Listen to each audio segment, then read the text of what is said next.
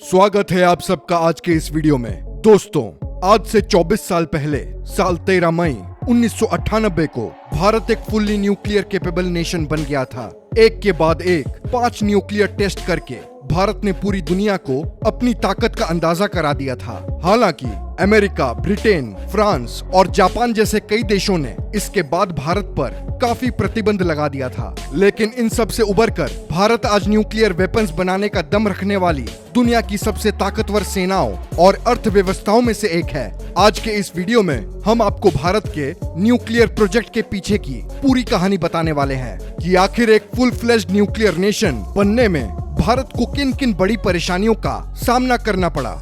India's nuclear project, nuclear explosive और उससे related technology पर इंडिया ने आजादी के बाद से ही काम करना शुरू कर दिया था। इंडिया का पहला न्यूक्लियर प्रोग्राम तब शुरू हुआ था जब न्यूक्लियर फिजिसिस्ट होमी भाभा ने इंडियन नेशनल कांग्रेस को 1944 में न्यूक्लियर एनर्जी हार्नेस करने के लिए राजी कर लिया था, जिसके लगभग साल भर बाद इसकी रिसर्च के लिए Tata institute of fundamentals research की स्थापना की गई थी। इसकी शुरुआती studies Bhabha atomic research centre में 1950 में की गई थी और प्लूटोनियम और दूसरे एक्सप्लोजिव्स को बनाने का प्लान तैयार कर लिया गया था। पर 1962 में चाइना और फिर 1965 में पाकिस्तान से हुए युद्ध की वजह से इंडिया का न्यूक्लियर प्रोग्राम काफी स्लो हो गया था। 1966 में इंदिरा गांधी के प्राइम मिनिस्टर बनने के बाद इंडिया के न्यूक्लियर प्रोग्राम को संगठित किया गया और उसी वक्त चाइना ने भी अपने न्यूक्लियर टेस्ट का ट्रायल करना शुरू कर दिया था, जिससे इंडिया ने अपने पहले न्यूक्लियर वेपन को बनाने के प्रोग्राम को शुरू किया, जिसका कोड नेम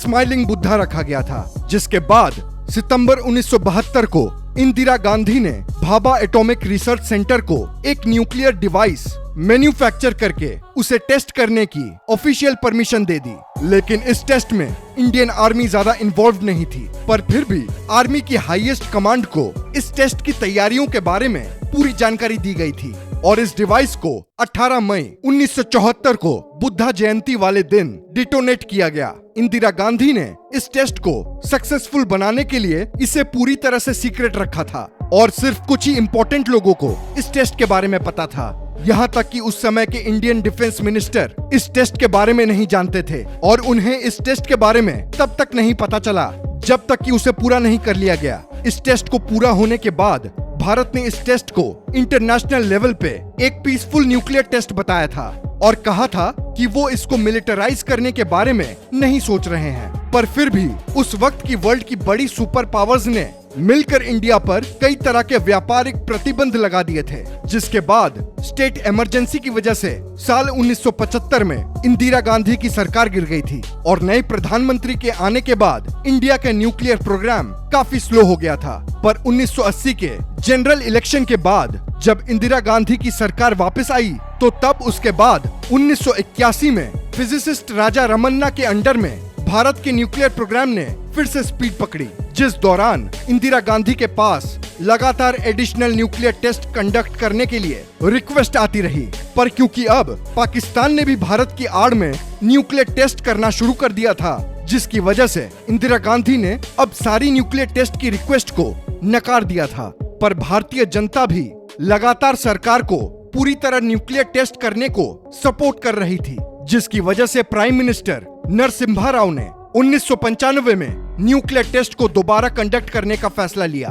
पर इस टेस्ट को पूरा नहीं किया जा सका क्योंकि अमेरिका के स्पाई सैटेलाइट ने पोखरण टेस्ट रेंज में चल रही न्यूक्लियर टेस्ट की तैयारी को देख लिया था, जिसके चलते उस वक्त के अमेरिका के प्रेसिडेंट बिल क्लिंटन ने भारत के प्राइम मिनिस्टर नरसिम्हा राव पर बहुत दबाव बनाया, जिसकी वजह से इस टेस्ट को कैंसिल करना पड़ा। जिसके बाद 1998 के जनरल इलेक्शन में बीजेपी सत्ता में आई और 18 मार्च 1998 को तत्कालीन प्रधानमंत्री अटल बिहारी वाजपेयी ने ये घोषित कर दिया कि भारत किसी भी हालत में अपनी सुरक्षा के साथ समझौता नहीं करेगा और न्यूक्लियर वेपन से लेकर हर उन चीजों तक अपनी पहुंच बनाएगा जो देश की सुरक्षा के लिए जरूरी है, जिसके बाद डॉक्टर एपीजे अब्दुल कलाम और आर चिदम्बरम के बीच न्यूक्लियर ऑप्शंस को लेकर चर्चा हुई, जिसमें चिदम्बरम ने प्राइम मिनिस्टर को भारत के न्यूक्लियर प्रोग्राम के बारे में विस्तार से बताया और डॉक्टर एपीजे अब्दुल कलाम ने उन्हें अपने मिसाइल प्रोग्राम के बारे में बताया।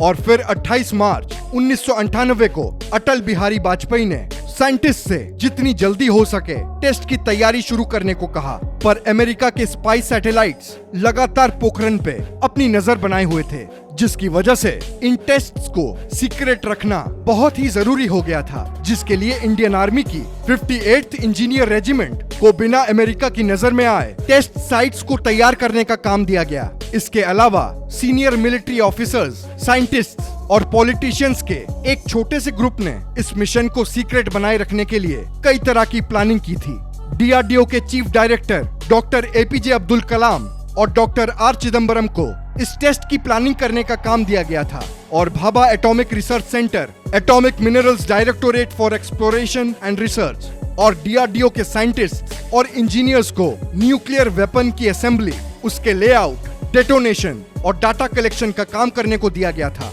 अमेरिका की स्पाई सैटेलाइट से बचने के लिए सारे काम को रात में और सैटेलाइट के ब्लाइंड स्पॉट में रहकर किया जा रहा था और सैटेलाइट में ऐसा कुछ भी ना आए जिससे इस मिशन के बारे में सबको पता चल जाए। और साइट पे काम करने वाला हर स्टाफ सैटेलाइट डिटेक्शन से बचने के लिए मिलिट्री की यूनिफॉर्म पहन के काम कर रहा था। इस पूरे ऑपरेशन को ऑपरेशन शक्ति का नाम दिया गया था, जिसके बाद 13 मई 1998 को 12:21 पर 2 न्यूक्लियर वेपन्स को और फिर 3:43 पर 3 न्यूक्लियर वेपन्स को डेटोनेट करके इस टेस्ट को पूरा किया गया, जिसके तुरंत बाद प्राइम मिनिस्टर अटल बिहारी वाजपेयी ने खुद एक प्रेस मीट ऑर्गेनाइज करवा के इन टेस्ट के सक्सेसफुल होने की पुष्टि की और इंडिया न्यूक्लियर वेपन्स बनाने की ताकत रखने वाला दुनिया का छठा देश बन गया। वैसे दोस्तों, आपको क्या लगता है, भारत को एक न्यूक्लियर कैपेबल कंट्री बनने में सबसे बड़ा हाथ किसका था? अपने व्यूज हमें कमेंट सेक्शन में जरूर बताएं। वीडियो अच्छी लगी हो